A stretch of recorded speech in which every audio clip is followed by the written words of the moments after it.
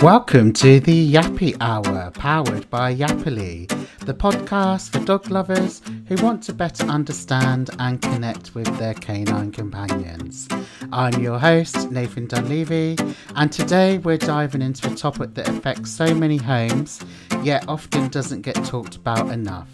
Kids and dogs living together safely and happily.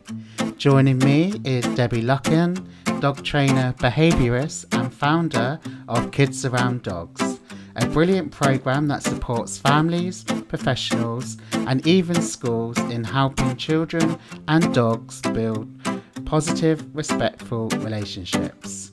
We'll be chatting all about body language, boundaries, dog phobias, playtime rules, and how we as grown-ups can set everyone, both human and canine, up for success. Whether you're a parent, a guardian, a teacher, or a dog lover, this episode is packed with insight and heart. So grab a cup of tea, settle in, and let's get started. Welcome back to the Yappy Hour, powered by Yappily. I'm your host, Nathan Dunleavy, and I'm so excited to bring you another episode of the Yappy Hour today. Even more exciting that I've got a friend and a colleague, Debby Lucken from CAD, also known as Kids Around Dogs. We're going to have such a great chat today, all about this amazing program and initiative that Debby founded. So, Debby, welcome to the Yappy Hour. Get my words out. How are you doing? I'm good. Thank you so much for having me. I'm very good. Thank you. Good. Glad to hear you're okay. And you're most welcome. Thanks for coming on. So for those who might not know your work yet, please could you tell us how Kids Around Dog came to be? So, well, I'm a mum as well as being a trainer and behaviourist. And it actually started because of my daughter. She was bringing her little friends over when she was a preschool in school. And I realized just how many kids were either way too confident around dogs and tried to do things that weren't exactly making the dogs very happy. But there were some that were really, really scared of dogs as well. So I wanted to kind of help them both. And very, very rarely you'd find some kids that actually kind of knew how to be around dogs. They liked them, but not being over the top, that kind of thing. Yeah. And so I started looking around for association that would provide these kind of things, that would help dog professionals or, children, families. And in the UK, I couldn't find anything. Wow. And so I started thinking I would, maybe I should. And then, years of thinking about it. And then the pandemic happened. Yes. And, no better time than that, really, with many more families adopting dogs Yes. and, being housebound. There were more risks and more problems happening. Yeah. And so, yes, that was really the best time to finally make that dream kind of come true. And it's been, touch wood, it's been very successful. And I met wonderful people such as yourself. So I'm really happy. Yeah, lovely. Yeah, and I'm happy to be a CAD approved professional. Yeah. And you very lovely helped me out with an event that I did in Southampton about 18 months ago. And I've had the chance to meet you a few times now at some of the conferences. And you're not far from me. You're in sunny Dorset and I'm in sunny Southampton. So it's nice. Sunny sometimes. Yeah, sunny sometimes. Yeah. That's it. But yeah, you're in a lovely part of the world. Yes, and I'm proud to be a CAD approved professional. And we're going to be talking more about that as we go through this episode and about the courses and stuff you do and what the program is all about. And it's funny you should say that the kids were either really scared or overconfident. And I kind of come to the conclusion that there's no happy medium with children. They are either really scared or they're too overconfident, like you say. They're too much and they just don't know when to not engage and stuff. And like I say, you just don't seem to get that happy medium. So it's a great initiative. It's so rare, isn't it? It's so rare when there are those children going, okay, there is a dog, brilliant, but I'm also going to leave it alone. It must be really hard, though, for a child because those impulses are just so strong. Exactly, to just, just come Yeah. out in one way or another. So Yeah. yeah. So children have impulses, and so do obviously like dogs as well. But you know, a lot of it comes down to education, and we're really big on Absolutely. education on the Yappy Hour, understanding canine body language, which we'll talk about, but also the parents as well, because some children just go running up to dogs and without checking with the dog's guardian that it's okay. Whereas sometimes you do see or hear parents say, "Oh no, you need to ask permission first," and I think that's really important, isn't it? Absolutely, yes. And we should also, be mindful of what the guardian says as well. So if the caregiver of the dog says no, we need to respect that. And Yeah. there must be a reason why they say. Some people do justify and say, oh no, my dog is not very happy with children, or maybe the dog has just had an operation. It's not necessarily, there could be so many things, or maybe the dog is in training or whatever. And some people find it difficult that their children are said not to, Yeah. but there is a reason. So whatever it might be, or even if it's not given, we need to respect what that person says and go, right, sorry, is it Yeah. not with this one? Let's go Yeah. for the next one. That's it. And I've have been hearing a lot more of the parent of the child say, no, wait to ask. And that is a good thing that the parents are Absolutely, yeah. taking sort of responsibility and ownership of that. So I know you said, obviously, you've got your own daughter, Molly. So what made you want to focus on that beautiful intersection between dogs and children? Was it your own experiences with Molly and her friends? Well, actually, it started a bit sooner than that. I don't know if you know this, but when I was a kid, I was already dog obsessed. Oh, okay. But my parents were not. Oh, yes, I think I've heard Yeah, might have yeah. heard a bit of this story. Yes. Yeah, go on. And my brother as well, while he's an animal lover as such, he's not, it was always like, whatever, we get a dog or we don't, I don't care. But it was a don't. So I always dreamt of having my own dog, and then my dog would be my friend. And I wasn't, although I'm not a shy person and kind of never was, I didn't have, that many friends. So I could see the dog being my best friend, That's but it was lovely. just an unfulfilled dream. So I think it kind of stayed with me. And as then an adult, and seeing how my daughter, what a beautiful relationship she has with our dogs and our cat, I'm thinking, oh, I really want this for every child out there that can possibly, have this bond, this relationship with dogs. And I just feel really sad for those children who are scared of dogs and are missing out on these beautiful animals. And I worry and I feel for children as well who might have dogs in their lives in one way or another, but cannot have that bond with the dog because they're maybe a bit too exuberant, and the dog is like, oh, I don't like this, and it's difficult then for them to create that bond because the dog is like, Yeah. oh my gosh, the kids are here, Yeah. So that's what I wanted. Maybe the childhood that I didn't have in that respect, Yeah. I want kids Yeah. to have it. You know what I mean? So Yeah. yeah.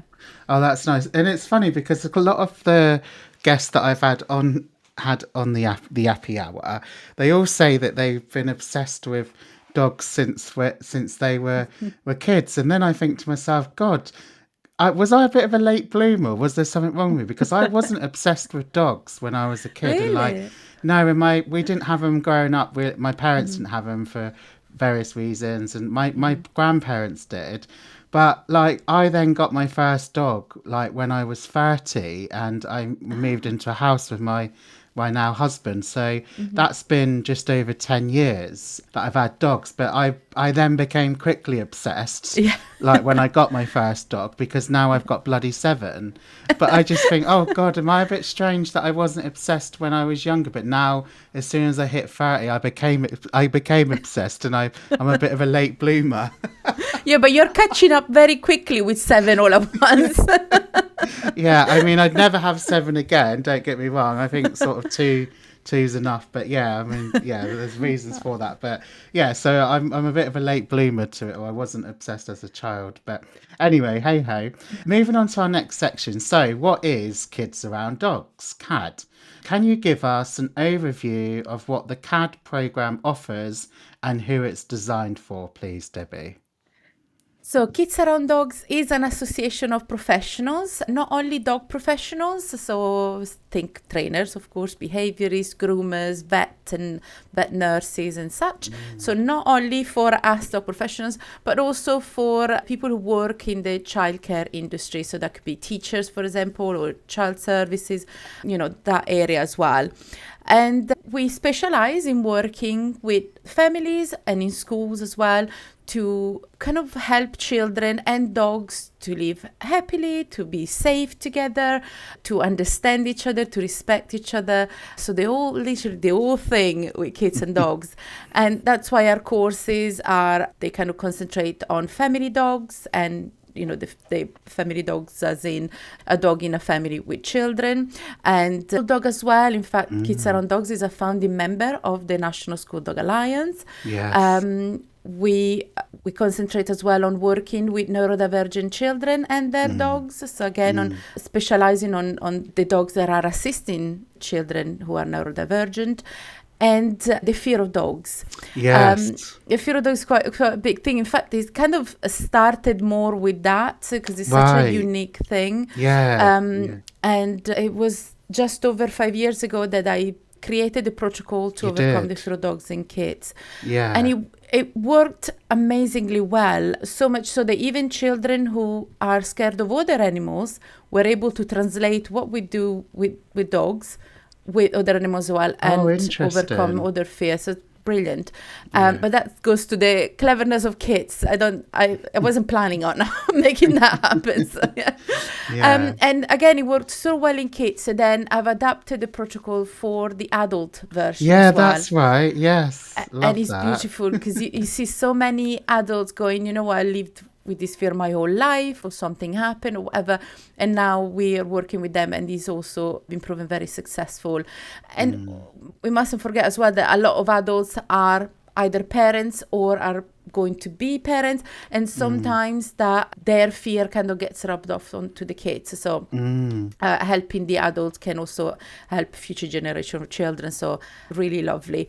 And oral courses, and obviously school talks as well, or educational talk to children about dogs, which is a bit as well what you did at the pet store, on educating the public. And again, we normally call them school talks, don't we? But your talk was in a pet store, for example. So it doesn't have to be. You can adapt it, can't you? Absolutely, yeah.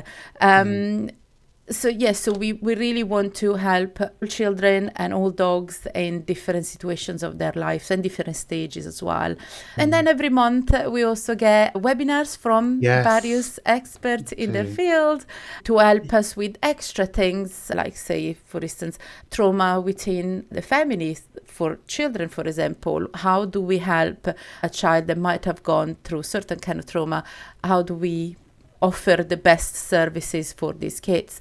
Or maybe you're working with a reactive dogs. There are so many variations to what we do that knowing as much as possible really help us to better serve our clients at the end of the day. So there's a lot of strands to the program, isn't there? It's not just one thing. You've got these different branches, and it's great. I love that you designed that protocol and you've extended it to adults, and that the children are using it for other animals, but also that the CADS organisation is now a global organisation. You've got members, professionals from all over the world, haven't you?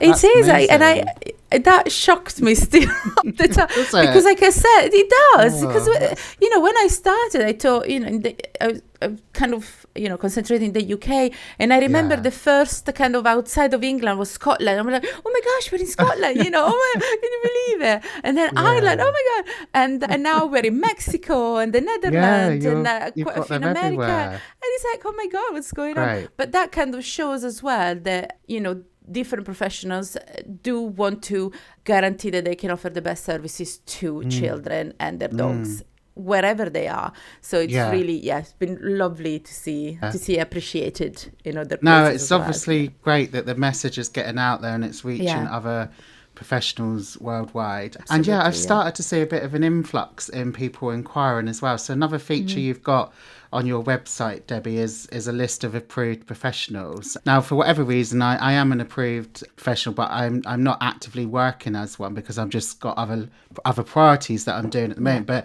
over the last few months, I've seen an influx of inquiries come through from the website where people have found me on your website as listed, and they would need help with and a lot of it's been with children that have had fear with dogs. So that's another good feature on your website that people are using. Yeah, and I think as well that we mustn't forget that Kids Around Dogs actually started 4.5 years ago. So, and while you still try, with marketing and, you use social media and stuff like this, it does take some time for the public to be more aware. But for instance, as you know, we do crafts every year, and this year was probably the one where people really knew us the most. They were coming to the stand, so I've heard about you guys. I was like, oh my God, that's amazing. And it's one of those things that does take a little bit of time to become known by the public. I think more by professionals it's been a while, and I think it's kind of normal as well. You talk to your colleague and go, oh, you heard of it.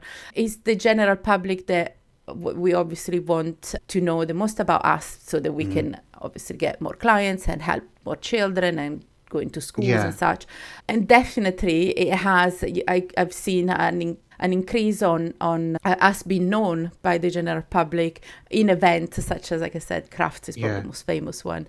But also it's really thanks to you guys as well, all the Calipro profession. I mean, look at you, Nathan, how much you do, and you're doing the podcast as well. There is it's a lot to do with you coming out and go, this is what I do, this is who I am, and you have your own business and your own association as well. It really does amount. It really does help. So, I mean, I actively promote it anyway, that I am, and I love you obviously and all that you do.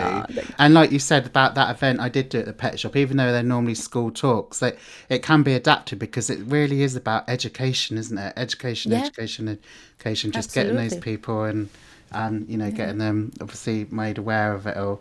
So that moves us on to then, why do you think this topic is maybe overlooked, even though so many households include both dogs and children? There are so many different kind of ways of looking at this. Either a lot of people think, oh, dogs are awesome, dogs are okay, dogs are resilient, dogs can endure anything. And a lot of families don't even train the dog, not even like in puppy classes or anything, and just go, oh yeah, dogs are all right. They kind of have that, maybe the Disney dog idea. I know what you mean. They go, oh yeah, be fine. Yeah. And they regret their choices after a bit. When they turn teenagers, go, oh my God, what have I done? So there is a little bit that problem, that the idea that dogs will just be okay because they love humans, and they are that unconditional love. There is the idea, and I think that while a lot of it is, of course, is true, dogs are awesome, but we mustn't forget that they're still animals, and they're still coming into families that have all these technologies they don't know anything about, and all those things that make a lot of noises, especially when you have kids. and we are all busy, family. Even when you don't have children, you're super busy, but when you have kids, there is more, because you need to taxi them everywhere, and there is this activity, that activity. So there is a lot going on. There is a lot of stuff around the house, toys, extra clothes, extra everything. So effectively, for a dog that comes into a household with kids, it's like doubles, triple the work than a dog that doesn't. And I think the family kind of takes this for granted sometimes. You're right. You're so right. Yeah. So I think that's a bit why it might be underlooked. And then there is also another thing that I notice more and more, how some people go, oh, I'm okay, I don't have to kind of get my dog used to kids because I don't have children. And that's fair enough. You can, it's perfectly fine for you not to have kids. I don't have children. No, but guess what? There are children out there, aren't there? There are kids. If you go outside, chances are you're going to see a kid. Well, I've got nephews, and the dogs actually are good with the nephew, the younger one particularly. Lovely. But it's a bit naive, isn't it, to think like that? Well, yeah, because for instance, I have one child, and now you probably know she's a teenager now, so it's not like little. But when we go out, there are so many kids out there, and still a lot of children, especially when they see my gold retriever, they go, "Oh, doggy," and they want to come and say hi to her. And obviously she's like, "Bring it." She loves kids.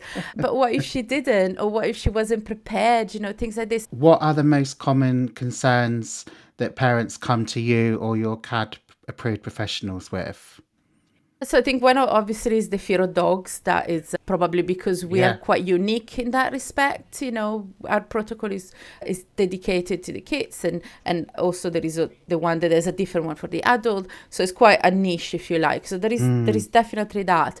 The other thing is definitely like when they have some mouthing going on, and sometimes they might know that the parents might think, oh, the dog is biting the child. You might have heard that expression, but actually is the puppy stage of mouthing and adolescence and all that. So I think that is quite a big, scary thing for a lot of people, when we can actually manage it quite well, and then teach the dog and teach the kids as well and the rest of the family for the dog to use his mouth in a different way rather than, eating us alive. Yeah, little land sharks. Yeah, they are. Yeah, so that's the main thing then, really, is the fear of them. I think the biggest thing is definitely I would say is the fear of dogs. Again, I think it's because we're quite unique on that. So and recently as well, working with neurodivergent kids, that's also quite a big thing. Yeah. Does it tend to be because a dog has bitten a child or they've had a bad experience?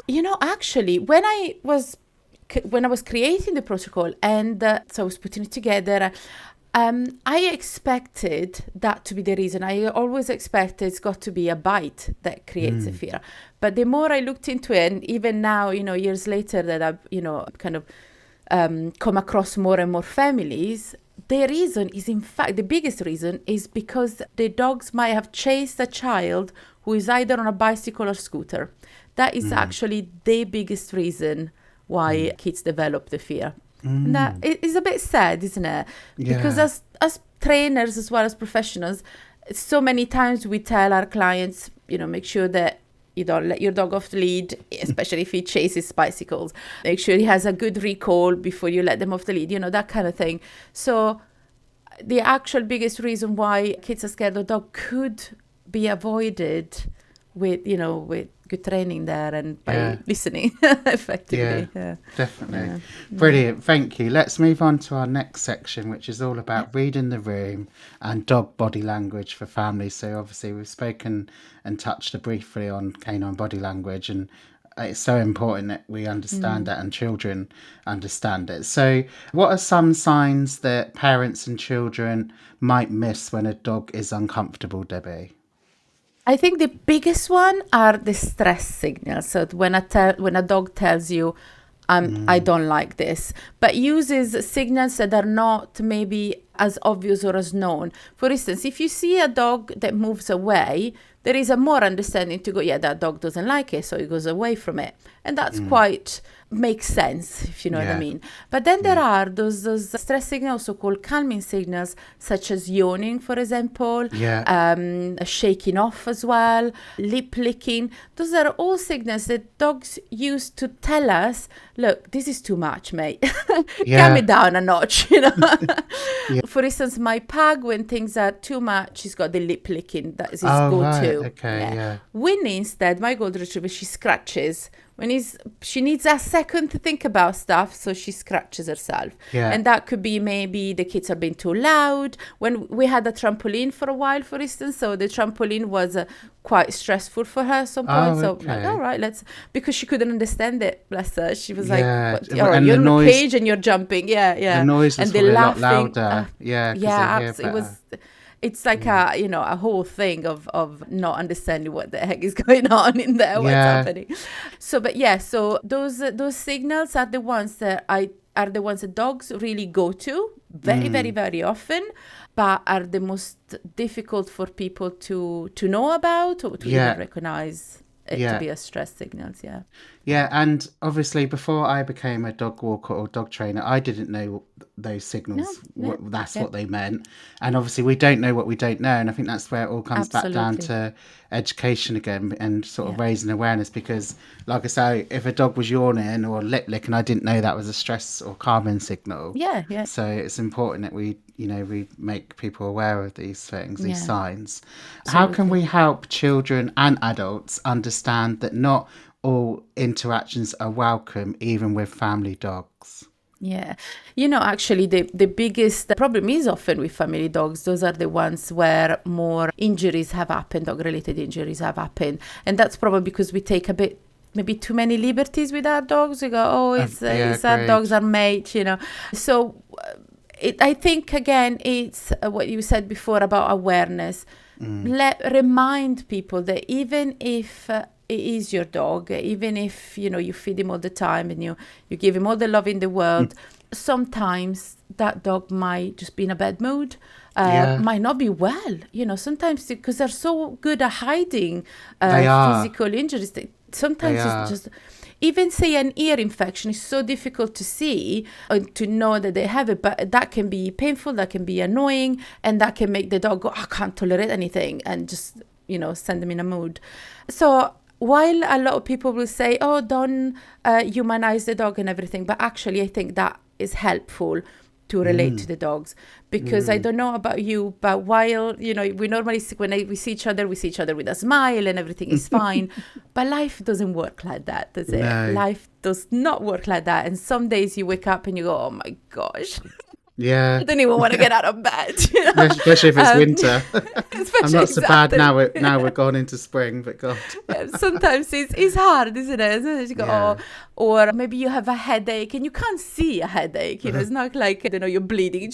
It's there, and you're kind of just going through life with that headache, going, oh my gosh, I need to go and get a paracetamol or something, but you haven't got access to. So at that moment, you might be a bit in a bad mood. You might be tired. You're frustrated because this headache is not lifting. Whatever it is, or something just happened that winds you up. Whatever it is, at that moment in time, you're not your usual sunny self. So maybe something happens, someone makes a comment or says something that just annoys you. Go, oh, just leave me alone. You react in a way that they go, what's wrong with that? You're in a mood. And dogs are the same. Dogs are exactly the same. So I think we need to be very mindful of that. Yeah, we do. And like you said, they're very good at hiding pain. And like with us, if we've got a toothache or a headache, our friends or our partner are going to know about it. And it's the same with dogs. Like people are like, oh, why are they barking, or why are they doing this or doing that? It's normally because a lot of the time it's underlying pain, and it's not been disclosed. And I know when I lost my train of thought earlier, and it's come back to it, is that you mentioned, they are animals, and animals are unpredictable. So you have to bear that in mind. And in a way, it's, again, that's why I love working with kids too, because kids are the same. In fact, if anything, I think the kids are more unpredictable than dogs, because dogs seem to have a bit more respect, and they go, you know what, I'm going to yawn so that things are, not now. I need a minute. Kids are not going to yawn. No, they don't give you those. They don't give you those warnings. They go straight. Not at all. And they're obviously not robots, are they? They're sensible beings. And they shouldn't be. They shouldn't be. Yeah, it's important to remember that. Yeah, absolutely. Debbie, what role does consent play in day-to-day interactions between dogs and children? Consent is, I think, especially these days, we are much more aware of it. Not only between, kids and dogs, but amongst us humans as well. Even children at school get taught about consent, and like you can't go and because they need to understand the difference between what is appropriate that is done to them and what isn't. Right. And it's so sad, it's such a dark thing to think about, but unfortunately it happens. So a lot of children might not know that what someone is doing to them is wrong, and they think that everyone goes through certain certain events, but actually they're not, and they are inappropriate and stuff. So in schools, they are teaching them that's already good to know. from little age as well. So it's great that they do. At the same time, thinking, my gosh, the fact that they need to know is really sad. I know what you mean. Yeah, I just can't even.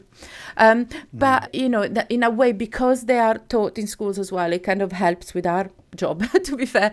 And the fact that we are teaching, and we need to teach children that you can't just go and hug a dog without asking permission. Effectively, you can't just go and start combing, for example, or even grooming the dog without permission.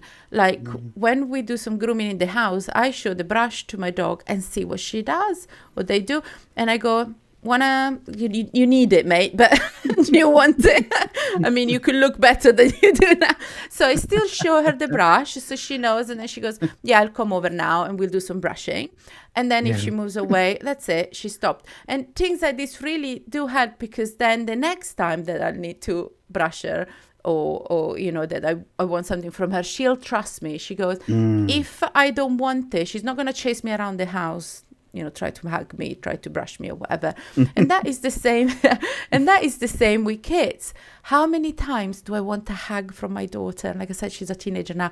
I want a hug from my daughter, and the hug is more for me than it is for her. Yeah. And when she was little, it was like a hug every 3 all seconds. The time, wasn't it? Now it's not cool.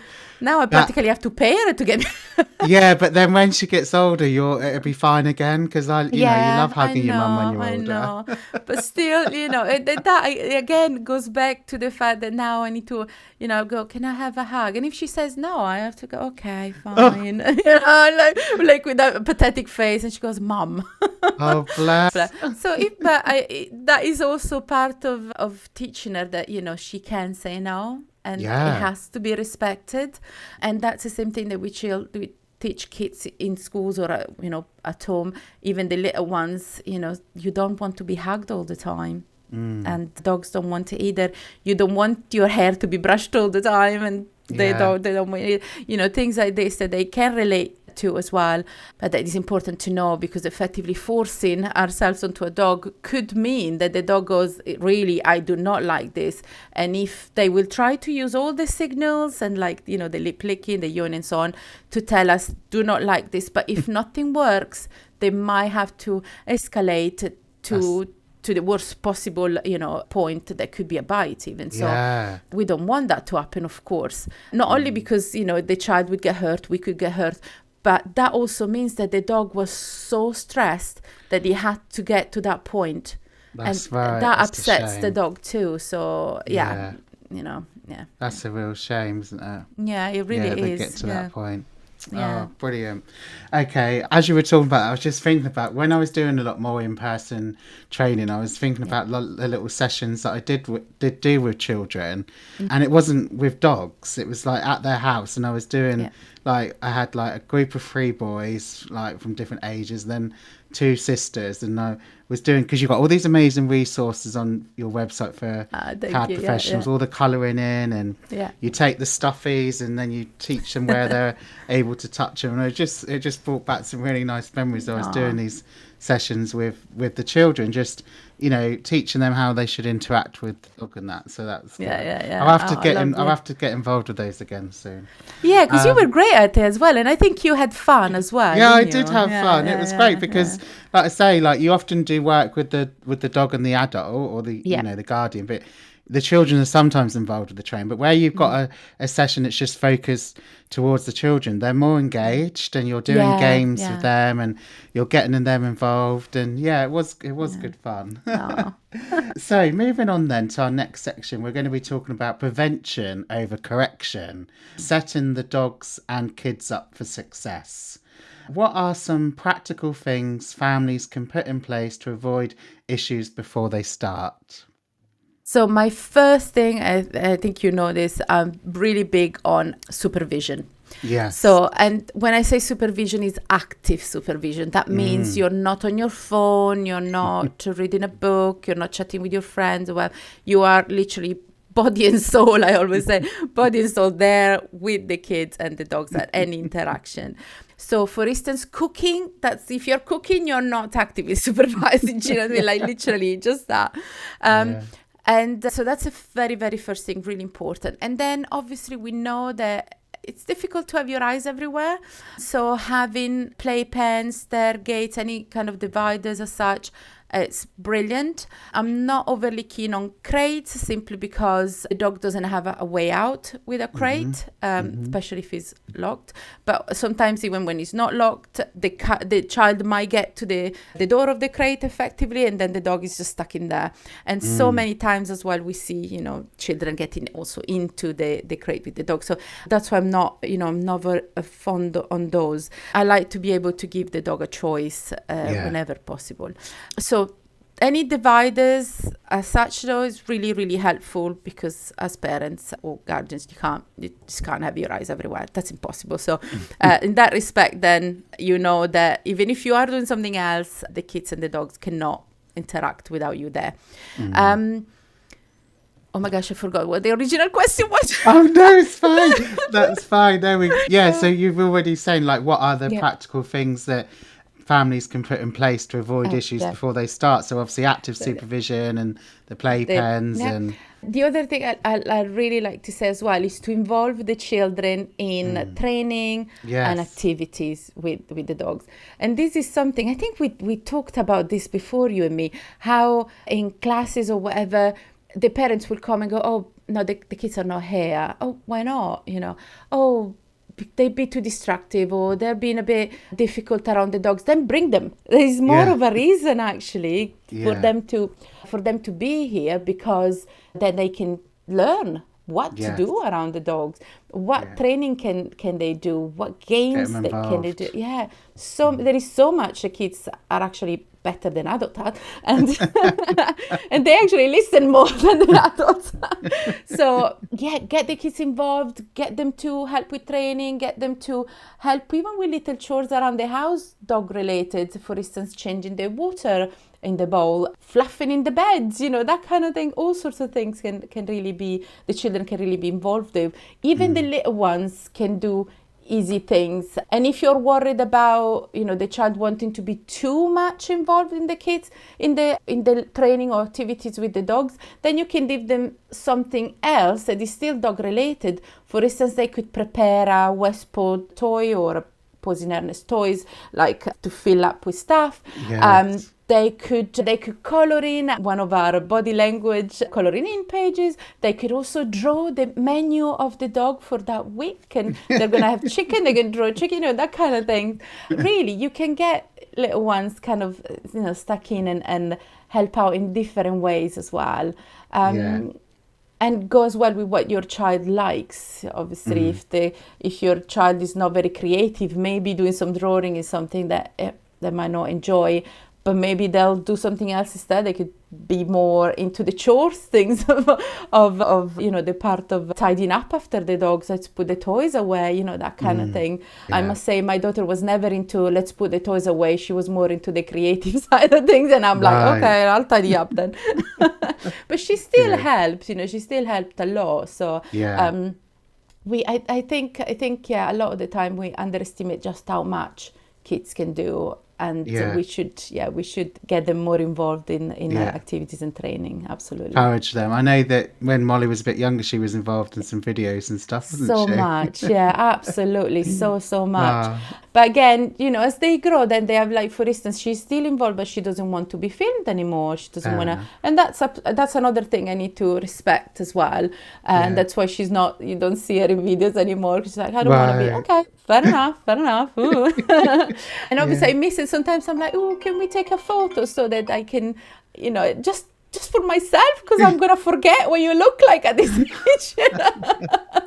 Right. So there is, but again, when they hit the teenagehood time, is different activities that then you'll do with the kids that don't necessarily involve, the little things you were doing before. And training is still very much one of the things that teenage kids really like as well, because the dog listens and does stuff, and it's pretty cool. You could do tricks as well, not just, basic things. You could do agility, you could do hoopers. There is so much that you can really get involved in. Gosh, these days there is a lot that dogs are learning to do and that we can do in our spare time with our dogs.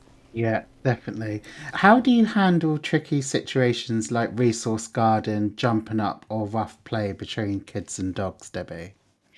So obviously there are such a big difference in examples, but I would say again on whenever it's safe, make sure that the kids are involved in the activities that a professional will give you. I would say whenever you have a specific problem with your dog and stuff, go on our website, find your local approved professional. It really easy, literally says find your local cat pro, simply because every dog is different, every That's family right. situation is different. So while some little tips as such can be kind of generally helpful, it's still always better to have someone there that can understand your particular situation. But definitely jumping up, for instance, is quite a big thing with Yeah. children.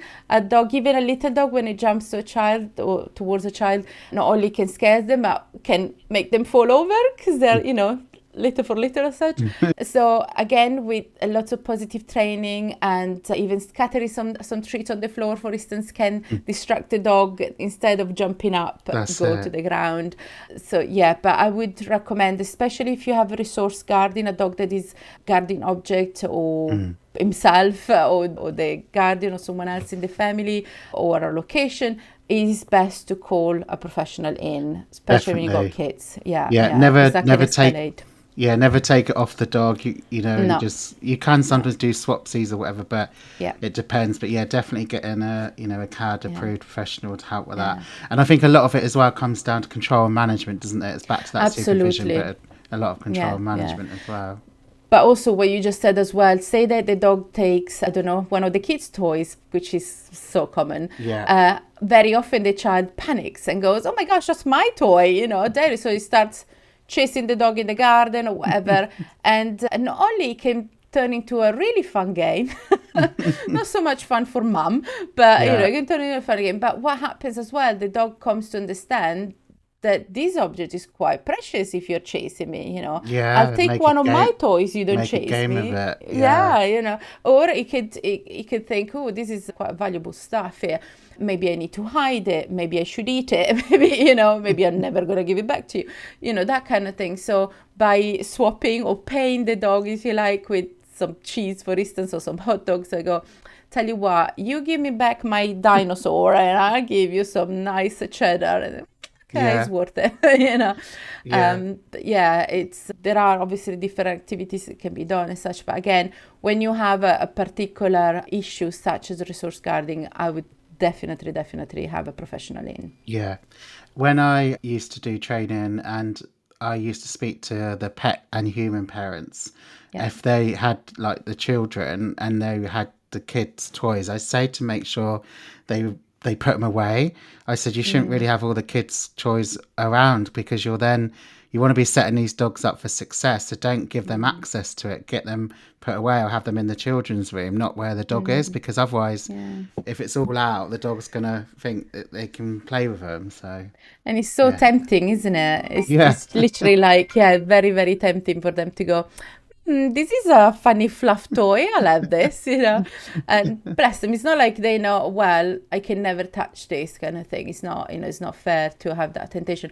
At the same time, obviously, especially when there is a family with quite a few children, is tricky to have everything, tidy up and put away. It's really yeah, difficult. Yeah. yeah, It does that certainly help to teach your children to tidy up, even from a young age, having maybe those tracks like toy boxes or whatever where they can put their toys. Maybe if you have more than one child, each child could have their own toy box so they know, this is mine, this is what my toys go and stuff like this. Again, in an idyllic world, if you like, we would all be super organized and everything goes perfectly well. But like when you see like on Pinterest and that, you have that fantasy. Oh yeah, I'm that mom. I was never that mom. yeah. But try as Life, much as possible, absolutely, or you'll yeah. regret it when yeah. Life is boring if everyone's too perfect, anyway. Exactly. The dream, though, isn't there? Yeah, it's. Debbie, how important is consistency across all adults in the home where it comes to boundaries and management? It's extremely important to be consistent. And that really works as well, whether you're raising a child, raising a dog, raising both. If you start saying, oh, if we, for example, in our house, for instance, is not to have mobile phones at dinner. That's the thing. And yet we all have them in our pocket, you know, me included, husband, you know, just it's not just the kids, everyone. But when it comes down, we go, no. There is not. And you need to keep doing it. If you start going, oh, it's fine, I'll just have it for tonight. Why is it okay tonight and it's not okay tomorrow? Yeah. You know, that kind of thing. And the same goes for the dogs. So say, since I was thinking about dinner, say that you have some food at the table and it's, you know, some leftover steak, for instance. And you go, right, we know we don't feed the dogs from the table. That's like number one rule in every house, isn't it? And yet you go, oh, well, this steak is not finished. You can have it, mate. I'm not being funny. If it was steak in my house, it would definitely be finished. There wouldn't be any left. Oh, that's funny. Okay, let's talk about a bit of pizza then. Pizza would be gone as well. Pizza be gone. They could have some. They could have some carrots. Yeah, they could there have. You go. Some leftover carrots and cauliflower. Yeah, but you've got to be consistent. It's with all training, isn't it? Consistency is absolutely key. And also, especially with family when there are kids, remember that what you do as an adult, the children are looking at you. So if you, just to use the example of feeding on the table, if you tell the kids don't feed the dog on the table, and then there you go, you do it you do it, the child will go, oh, if you do it, so can I? Do you know what I mean? And then maybe 5 minutes later, he'll do it. And to be fair, the kid can turn around and go, but you just did it. And there is no come back to that, is there? They are right. You just did. So be mindful of what you do, because they're always watching. Yeah. Even when you're not, they're like, you know, the government. They're like Big Brother, they are. Yeah. I know what you've done. How did you know that? Good. So, practice what you preach. Exactly. Yeah. Brilliant. So moving on to our next section, which is all about helping nervous dogs or anxious children. So you also help, we've touched on this before, you also help children who are afraid of dogs. Can you tell us a bit more about how that side of how that side works? Yeah, so the as I mentioned before, so I created this protocol. For the kids one is 10 sessions. There are 7 sessions that are online, generally online, where we teach children about dogs, and we also use cognitive behavioral techniques by giving children every week a little task or a game to do.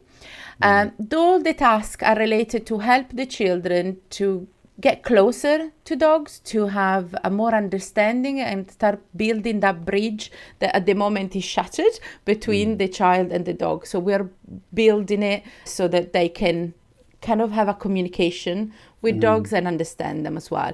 And then 3 sessions are face-to-face. That's when we will also bring our own dog. Normally on the very first face-to-face session, you kind of concentrate on the dog that you have with you. So in my case, for instance, would be my golden retriever, Winnie. And we kind of just work around her, as in we discuss her and we get her assistance to help us, maybe asking the dog, asking the child, would you like to help me to walk my dog with me, you know, things like this. And then the other sessions, while your dog will still be with you, so my Winnie will still come with us, we are actually looking at the world around us, so other dogs as well, and discuss other dogs. This is because while hopefully they'll see Winnie again around and everything, the world is not made of just Winnies, but there are many other dogs.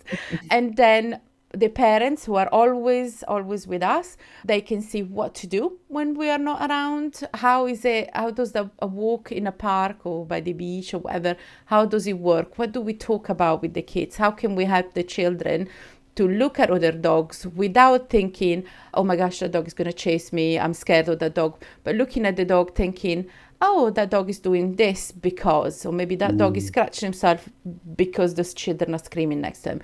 Oh, that dog is doing a massive poo. Because everyone loves to talk about poo. Children especially. Yeah. So, all those things. So why is that dog barking? Because there is a reason. So with when you are out and about, when you have the real life or the face-to-face sessions, you concentrate on looking at the planet as such. But we don't dive in on face-to-face things without having done at least 6 sessions online, so that we can really build that child, the knowledge that they will have, with the tasks and the activity they do during the week, they really build that bridge. And that's why it kind of all really comes together nicely, because of everything kind of makes sense together, if that makes sense. Yeah. No, that's good. Yeah, brilliant. Thank you. What kind of support do you offer when it's the other way around? So a dog is nervous around children, even in their own home? Yeah. So if generally happens that the dog might be nervous in their own home, either because they might have rescued the dog without really having much of a background, or the background given wasn't quite the correct one. Which happens often. So often, especially when it's a bit of a blind adoption, as in the dog maybe have come from abroad, or the rescue center accelerate the process because they're desperate. There are so many, dogs that don't have a home, so they're kind of, rescue centers are getting a bit desperate. Oh my gosh, we need families. And sometimes they rush the process, which this should have already happened. So what happens then? The dog comes into the home and there are the kids and they go, what are those then?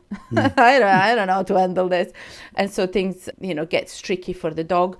Or even with a puppy, is brought in the home and everything is fine at first. And then, oh my gosh, these kids do not leave me alone for a minute. So the dog, while everything could have been all right, it's been way too much. And so the dog is kind of trying to find ways to escape the kids. And turn out that the parents are also been trying for a long time and they couldn't. Yeah. So in this case, again, my first thing would say, please call your local professional, because again, you need to see the individual. So it's not, any dog is the same. That's not the thing. So we need to see, who this dog is, what's going on, what is he actually doing, and so on. Also, what kind of lifestyle you have. Do you have a household with 12 children, or do you have a household with just one? It's very, very different. So the professional will be able to help you, specifically. On a general level, though, again, try to get the children involved, but in a quieter way. Again, get them involved with training, get them involved with helping with feeding the dog, but safely. So for instance, they could prepare the food in the bowl or in different enrichment toys or activities, and then if they're too little, maybe it's the parents that deliver the actual food. But the fact that the kids have prepared it, their scent will still be around the food, around the bowl, or whatever it is that they use. So the dog will know, oh, actually it's the kiddo that has been helping with this. So maybe it's not too bad, There is something else that I love, and is free work. Yes. This is something that Sarah Fish has created. And so the kids can totally get involved with this. You have different items, either around the house, in the garden, whatever, and hide treats or put them in different places, so that then the dog goes out and find these treats. In that environment, or in that kind of exercise, if you like, the dog should be naked, so it's got freedom to move there. The kids are completely encouraged to come up with a little obstacle, if you like, course, if you like, where those items will be there. They put the treats, they choose which treat to put out, Also, so literally there is the child scent is everywhere on there. And then off you go, release the beast. And they go and find, these bits of stuff. They are free to move however they please. They're free to go wherever they want. So there is no, stopping the dog from making its own choice as such. And the kids can kind of, sit back and go, oh, I've made this all happen. I did this. I've eaten those bits of cheese in there. I have eaten the hot dogs there. I've spread some peanut butter on the bit of the wall by the, on the side of the garden, whatever. Obviously, again, parent supervision, please. But we've done it loads and loads of times as well in the house, and kind of commenting, oh, look, she's not finding that bit of cheese. Oh, yeah, she did. Of course she did. Things like this. But that is, for instance, is a great activity, again, where the kids are really involved. So their scent is there, their participation is there, but in a positive, calming way. And the dog will then also learn, actually, the kid is not too bad. He's done all this for me. He's sitting there nicely watching me. I know he's there. I can smell it, I can see it and everything. But we're having a good time together. He's not chasing me. He's not pulling my tail or whatever. That's fantastic. And so with time, all these positive associations effectively will help the dog to appreciate the child, and will also teach the child to be, better, effectively, to have more respect for the dog. So it's a win-win all around, really. Yeah, definitely. Brilliant. Brilliant. So how can families rebuild trust if something's gone wrong in the past, Debbie? This is always so difficult, isn't it? Because it can effectively create like a form of trauma, within the family, and obviously depends as well on the level of the gravity of the problem. But again, it's something that you build slowly and with time, and I do believe in the positive associations of things as well. So take it easy. Don't feel bad for needing the time that you need. First of all, try to remember that while at the end of the day, either the dog or the child were to blame for something, giving also, putting a blame on that doesn't help, really. It's not solving the situation. But education, so educating the child to understand dogs, can go really, like a really long way, and work towards the dog to help him to understand our house, our way of living, our technologies, and everything can again really go a long way. So it is a process, things like this do take time, just as they do when people argue, isn't it? It's kind of the same thing. I would say is with time, patience, and again understanding of each other. I think we really can go a long way like that. Brilliant. Thank you, Debbie. So moving on to our final section, which is all about final thoughts and some advice for families. So, Debbie, if you could wave a magic wand, you're suddenly in Harry Potter, and you could give every family with a dog one piece of knowledge, what would it be? That's a difficult question, isn't it? There's only one. I know, or a couple of things, one or two pieces of knowledge. Or 200. So again, the first thing, I have to go back to that supervision, the active supervision. Because really, if you are actively supervising, if you're there, if you're watching, if you're participating, you can see when things are going a bit out of hand, whether the child gets too excited, the dog gets, that kind of thing. So that is definitely got to be the most important thing. But I couldn't do that without mentioning the body language again, because knowing what you're looking for will help you to know that the dog is not enjoying it, or that the child's going over the top, or the dog is getting too excited. Things can be easily misunderstood. So knowing the body language is it's really important. So that I'm going to stick to those two. No, that's fine. And I love how with supervision that you've tagged on active in front of it, because that's so important. Because I think obviously I don't have children, but we're all guilty of being engrossed and getting lost in our phones. And you may think that you're watching, but it's like you say, it's active supervision. So it's not having those added distractions, and you're actually watching what you're doing. And then coming back to I think it's so important that every dog owner, dog parent, children that have got dogs, pet professionals should learn more about canine body language. It's how they communicate to us and each other, and there's so much you can learn from that, on how they're trying to tell us how they're feeling. What would you say to a parent who feels like things are getting tense between their child and dog, Debbie? What would I say to a parent, did you say? Yeah, what would you say to a parent who feels things are getting a little tense between their child and their dog? So I would say, take a minute, because again, not everything is, can go perfectly well. We do all have our moments, and dogs are certainly entitled to have their own moments too.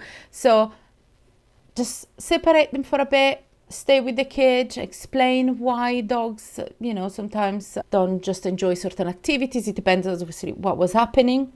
And on that as well, maybe keep track of what's been happening before then. Like a diary. What's happening, like a diary, what's happening there, because maybe there is a certain activity that the dog just doesn't like, and every time that activity comes up, the dog goes, oof, don't like this.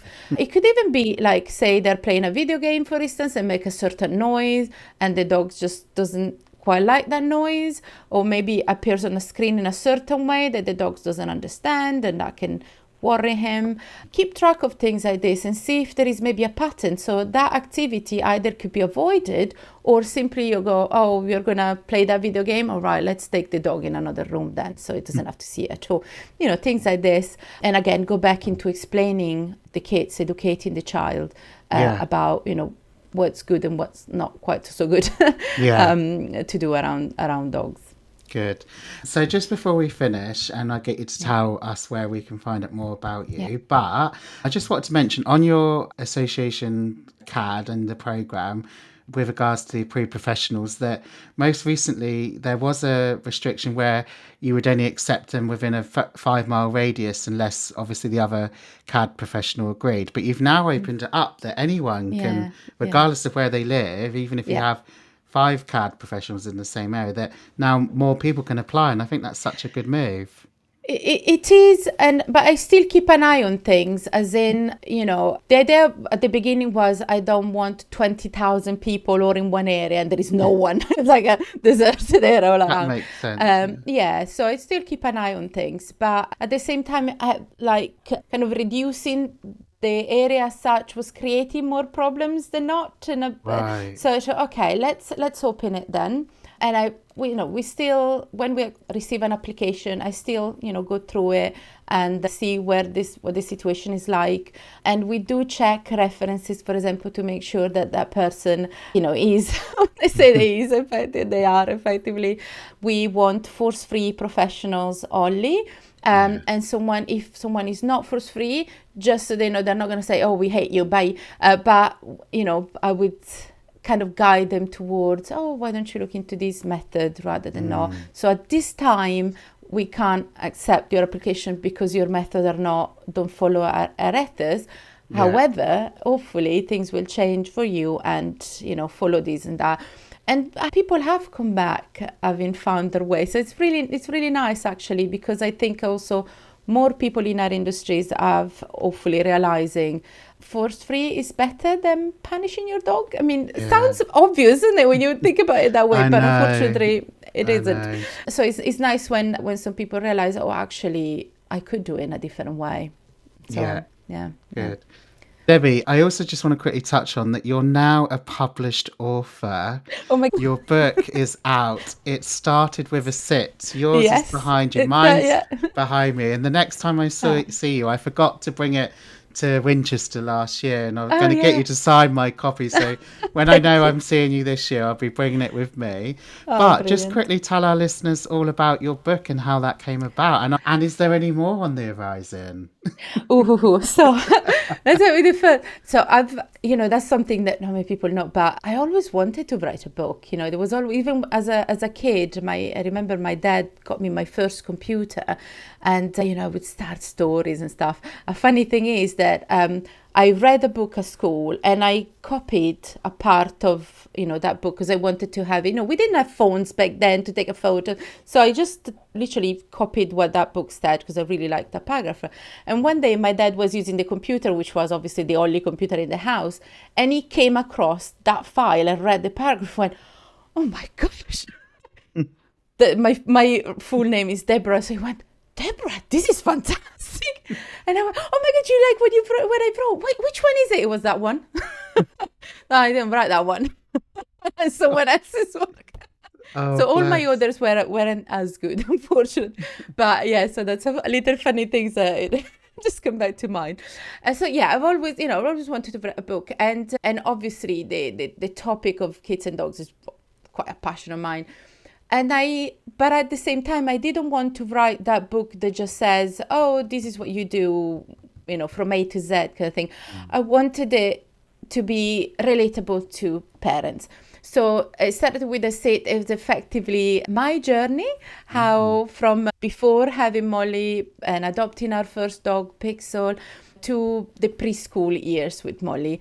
So it's almost like a memoir, but at the same time, after each chapter, there is the help, the professional help for anyone who's going through that particular phase of life with their kids. And while you can read it as a story, because it is, it does take you through my journey effectively, at the same time, say that you have a particular problem, you can just kind of skip to that and look at the pink area of the book. Those are the training and behavioral explanation on that particular job life that you might be going through. So that was, when I finally had it in my hand, I couldn't quite believe it. I'm really excited. And I have been slowly writing the second book. Slowly. I am told it can take a while, like people I've spoken to. So yeah. And this one as well. This second one is taking a bit longer than expected, but simply because just life got a bit busier. But the second one is on school age of the kids. So again, a very different age than when they're babies or toddlers, And this is also, I think, is particularly important to me because this is the age range, includes the age range where statistically more children are, being bitten by dogs. So it's a very, very important phase of life so that we could prevent, these kind of problems from happening in the future. How exciting. Well, I look forward to hearing more about that and then seeing you again to get my copy signed. Debbie, this episode has been jam-packed. So just to finish, where can people find out more about Kids Around Dogs and the support you offer, please? So we are practically everywhere, but it's kidsarounddogs.co.uk. We are on Insta, Facebook, LinkedIn, X, TikTok, everywhere is basically KAD, Kids Around Dogs. But if you are in doubt, you can call Nathan because he's a caliber professional. And we're also on Yappily, and we're affiliated with Yappily, so you can find us through them as well. But feel free to get in touch whether you are looking for help from a professional or maybe you are a professional yourself and you're interested in joining us and joining the family. Perfect. Debby Lucken, founder of CAD, Kids Around Dogs. Thank you so much for joining me on the Yappy Hour powered by Yappily today. I've absolutely loved this episode and this conversation with you, and I could talk to you all day, and you know how fond I am of you as a person. I love what you're doing. And I am of you. Yeah, I love what you're doing with CAD. So thank you for joining me, and we will see you again soon. Brilliant. Thank you so much for having me. So lovely chatting to you all the time. So thank you. Oh, you're most welcome. That was such an empowering and insightful conversation with Debby Lucken. Here are just a few of the key takeaways from today's episode. Number 1, education is everything. Helping children and adults understand dog body language reduces risk and helps build trust. Number 2, dogs are allowed boundaries. Respectful interaction is more important than cuddles or cute Instagram moments. Number 3, environment and routine matter. Safe spaces, consistent rules, and supportive routines are key to a peaceful home. Number 4, support exists for both kids and dogs. Whether you're managing fear, behaviour, or prevention, Kids Around Dogs has your back. Debby, thank you so much for the important work you do and for joining us on the Yappy Hour. To everyone listening, you can find out more about Debby's work at kidsarounddogs.co.uk or follow her on social media for brilliant bite-sized advice. If you enjoyed this episode, don't forget to subscribe, leave a review and share it with parents or guardians in your life. And I'll see you next time.